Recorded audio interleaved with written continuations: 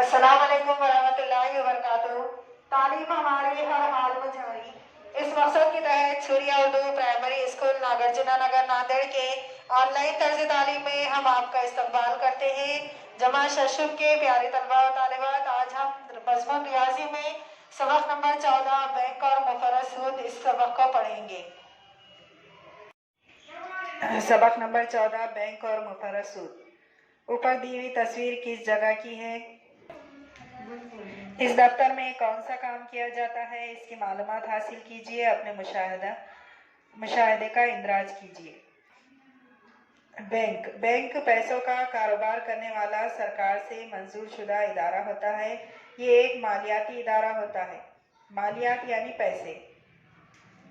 हमें जो रकम रुपए पैसे हासिल होती है इसे एहतियात से खर्च करना चाहिए। मुस्तकबिल की ज़रूरत के पेश नज़र रकम की बचत की जाती है। ये बचत तालीम, घर की तामीर, मेडिकल खर्च, पेशे की नशोनुमा, खेती बाड़ी की बेहतरी वगैरह के लिए करना चाहिए।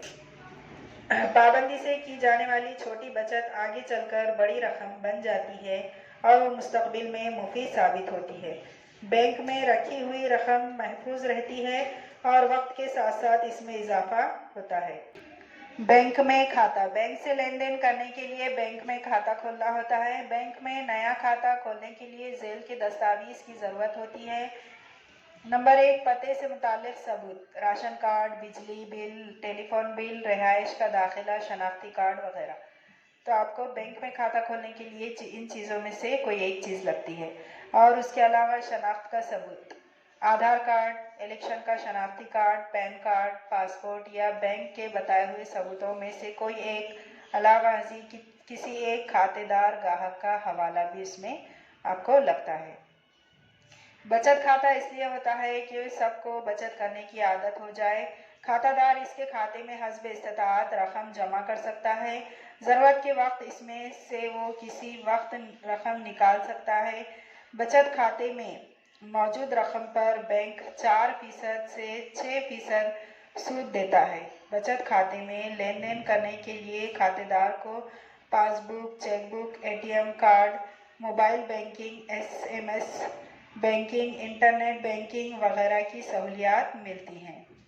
बैंक में रकम जमा करने के लिए या बैंक से रकम निकालने के लिए मखसूस छपे हुए नमूने की स्लिप भरना होती है।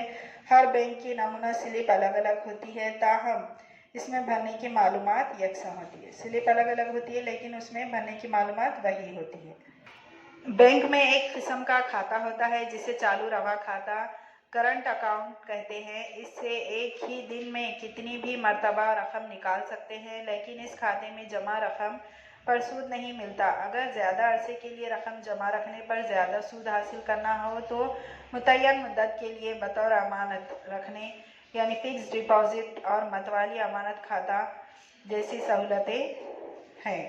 सूद का हिसाब। बैंक अमानतदार को बैंक में रकम जमा करने के एवज़ कुछ रकम देती है। इस तरह कर्जदारों को रकम इस्तेमाल करने पर बैंक उनसे कुछ रकम वसूल करती है। ऐसी रकम को सूद कहते हैं। बैंक में जमा रकम या बैंक से कर्ज ली हुई रकम को असल ज़र कहते हैं। अमानत या कर्ज पर सूद का हिसाब करते वक्त इसकी शरह हर 100 रुपये पर लगाई जाती है। ये बताया जाता है कि सूद की शरह कितनी मुद्दत के लिए है। फीसदी फी साल। सूद का मतलब है हर 100 रुपये पर हर साल के लिए सूद।